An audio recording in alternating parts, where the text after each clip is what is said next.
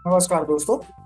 इस ट्यूटोरियल में हम लोग ये सीखने वाले हैं कि किसी कॉटलिन एंड्रॉयड ऐप में कोलैप्सिंग टूलबार कैसे क्रिएट करना है। तो चलिए सबसे पहले प्रोजेक्ट स्ट्रक्चर देखते हैं। यहाँ पे हमारे पास एक मेन एक्टिविटी और लेआउट फोल्डर में है उसकी UI file activity underscore main dot XML. Main activity में आप देख पा रहे होंगे कि कुछ भी स्पेशल नहीं है, सिर्फ एक मेन एक्टिविटी है। ऑन क्रिएट फंक्शन में हम लोग यूआई फाइल को सेट करते हैं जो कि है activity underscore main dot XML. बाकी यहाँ पे कुछ भी नहीं है। अब देखते हैं यूआई।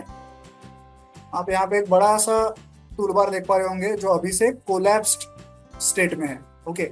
और यहाँ नीचे भी एक यूआई है जो अभी दिखाई तो नहीं दे रहा, आप कोड में देखेंगे तो आपको पता चलेगा। तो चलिए यूआई देखते हैं, इसका कोड देखते हैं।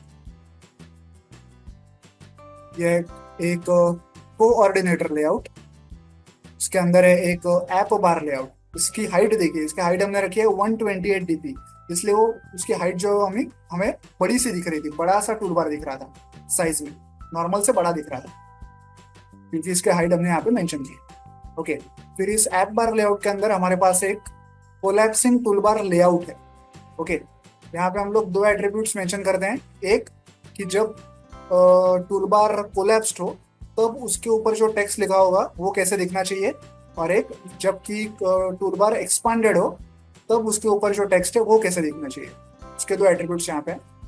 फिर यहाँ पे कुछ स्क्रॉल फ्लैग्स हैं, स्क्रॉल और एग्जिट, अंटिल कोलैप्स और स्नैप, ये लिखना बहुत जरूरी है। इस कोलैप्सिंग टूलबार लेआउट के अंदर हमारे पास एक मटेरियल टूलबार है। इसका कोलैप्स मोड एट्रीब्यूट हमने सेट किया है पिन। पिन के अलावा और क्या क्या एट्रीब्यूट्स होते हैं, एक होता है पैरालैक्स और एक होता है पिन और एक होता है नन। हमने चूज किया है पिन। फिर यहाँ पे उसकी बैकग्राउंड मेंशन की है, यहाँ पे एक थीम मेंशन की है, और यहाँ पे फिर से स्क्रॉल फ्लैग्स को मेंशन किया है, स्क्रॉल और एंटर ऑलवेज और स्नैप। ओके। और यहाँ पे उसको एक टाइटल दिया है टूलबार को, कोलैप्सिंग टूलबार, ऐसे। ये तो हो गया पूरा टूलबार। अब इस ऐप बार लेआउट के नीचे हमने एक नेस्टेड स्क्रॉल व्यू बनाया है। यहाँ पे इसका जो लेआउट बिहेवियर है, ये एट्रीब्यूट बहुत इंपॉर्टेंट है, अदरवाइज ऊपर जो टूलबार है उसे कोलैप्सिंग बिहेवियर नहीं मिलेगा अगर हम लोग ये नहीं लिखेंगे तो। और इस नेस्टेड स्क्रॉल व्यू के अंदर हमने एक कंस्ट्रेंट लेआउट बनाया है। आपको आपके ऐप का जो भी यूआई डिजाइन करना है आप इस कंस्ट्रेंट लेआउट के अंदर कर सकते हैं। ओके। इस नेस्टेड स्क्रॉल व्यू का इस टूलबार के नीचे होना बहुत ही इंपॉर्टेंट है, यही इस टूलबार को कोलैप्सिंग या स्क्रोलिंग बिहेवियर प्रोवाइड करता है। ओके। अब रही बात इस थीम की, ये जो थीम एट्रीब्यूट है टूलबार थीम, ये कहाँ से आया?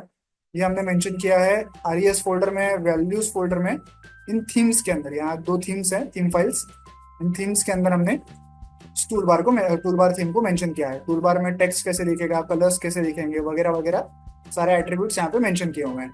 और ये जो डिफॉल्ट थीम है ये तो हमें एंड्रॉयड फ्रेमवर्क ने ही प्रोवाइड की है। आपको बस याद रखना है कि यहाँ पे एंड में नो एक्शन बार ऐसा लिखा होना चाहिए। आप बाय डिफॉल्ट यहाँ पे शायद कुछ और ही लिखा होगा, आपको उसे चेंज करके एंड में नो एक्शन बार ऐसे लिखना है, अदरवाइज आपको एरर आ जाएगा। ओके। तो ये रहा, ये अपना पूरा कोड था। अब इस ऐप को हम लोग मोबाइल डिवाइस पे रन करके चेक करते हैं।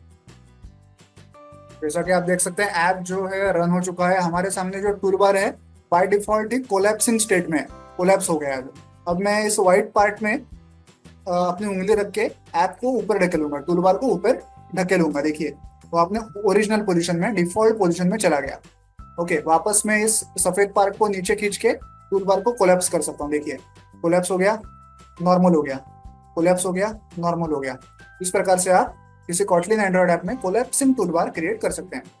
वीडियो में दिखाए गए इस कोड को डाउनलोड करने के लिंक मैंने वीडियो के नीचे डिस्क्रिप्शन बॉक्स में दे दिया, आप चाहें तो वहां से कोड डाउनलोड कर सकते हैं। वीडियो को एंड तक देखने के लिए धन्यवाद। Thank you.